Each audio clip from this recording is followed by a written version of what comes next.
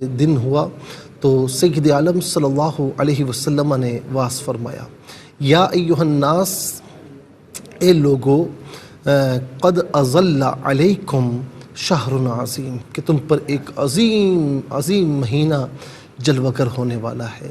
سید الشہور ہے، یہ تمام مہینوں کا سردار ہے۔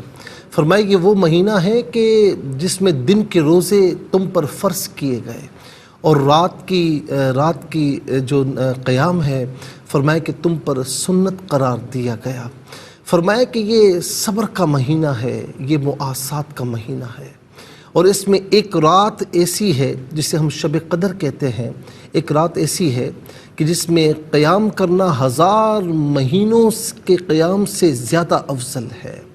اور پھر فرمایا کہ اس میں جس نے روزے دار کو افطار کروایا تو فرمایا کہ اسے اتنا ہی ثواب ملے گا جتنا کہ روزے دار کو روزہ رکھنے کا ثواب ہے۔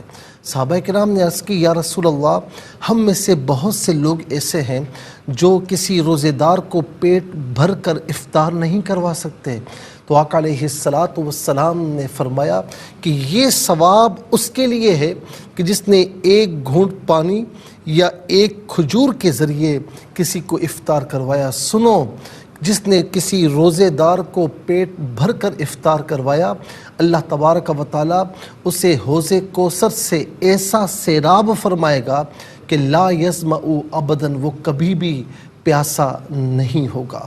یہ وہ مہینہ ہے کہ اس کا اول جو عشرہ ہے، پہلے 10 دن وہ رحمت کے ہیں، پھر فرمایا دوسرا عشرہ یعنی دوسرے 10 دن مغفرت کے ہیں، اور تیسرا عشرہ یعنی تیسرے 10 دن ناظرین جہنم سے آزادی کے ہیں۔ یہاں پر آپ دیکھیں سیکوینس کیسا ہے کہ سب سے پہلے اللہ تعالیٰ کی رحمت کو حاصل کیجئے، رحمت کو حاصل کیجئے گا تو پھر اس کے بعد مغفرت ملے گی۔ جب مغفرت حاصل ہو جائے گی تو پھر جہنم سے آزادی بطور نتیجہ آپ کو عطا کی جائے گی۔ پھر فرمایا کہ جو اس مہینے میں اپنے غلام پر تخفیف کرے، اس دور میں غلام تھے، آج کل ملازم سمجھ لیجئے، تو فرمایا کہ اللہ تبارک و تعالیٰ روز قیامت اس کی مغفرت فرمائے گا۔ ناظرین، یہ طویل حدیث جسے میں نے آپ کی خدمت میں عرض کیا، یہ استقبال رمضان کے عنوان سے حدیث پاک ہے، تو میں یہ کہتا ہوں کہ جب ماہ رمضان آئے تو خوب اللہ کا شکر ادا کیجئے کہ اللہ رب العالمین نے جیتے جی پھر مغفرت کا بہانہ عطا فرما دیا، جیتے جی پھر رحمت عطا فرما دی، جیتے جی جہنم سے آزادی کے بہانے عطا فرما دیے۔ تو آئیے پھر اس رمضان کو ناظرین اویل کیجئے، اس کی برکتوں کو، رحمتوں کو حاصل کیجئے، اور اس میں مغفرت اگر نہ کروائی تو پھر اور کس مہینے میں ہم مغفرت کروا سکتے ہیں؟ نہیں کروا سکتے۔